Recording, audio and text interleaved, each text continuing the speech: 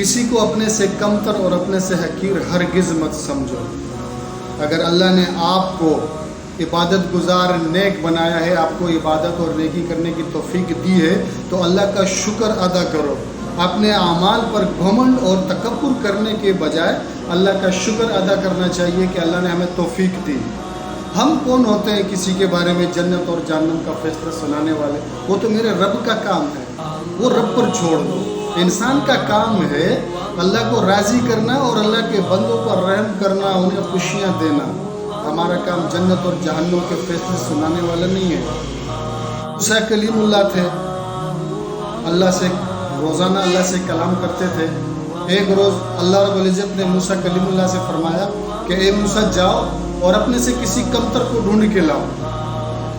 موسیٰ علیہ السلام گئے اور وہ حکم خداوندی سے پوری دنیا چھان ماری، لیکن شام کو خالی ہاتھ لوٹے، کوئی نہ ملا۔ شام کو پھر اللہ رب العزت نے فرمایا موسیٰ کیا ہوا؟ موسیٰ علیہ السلام فرماتے ہیں کہ اے اللہ مجھے تو اپنے سے کمتر کوئی ملا ہی نہیں۔ تو اللہ رب العزت نے ارشاد فرمایا اے موسیٰ اگر تم کسی بکری کے بچے کو بھی لے آتے نا تو میں تمہیں نبوت سے محروم کر دیتا ہوں۔ ہم کون ہوتے ہیں کسی کو کمتر اور کسی کو حقیر سمجھنے والا؟ انسان تو عاجز ہے۔ آج اگر سر میں درد ہو جائے یا پیٹ میں شدید درد ہو جائے نا تو چلا اٹھتے ہیں، پوری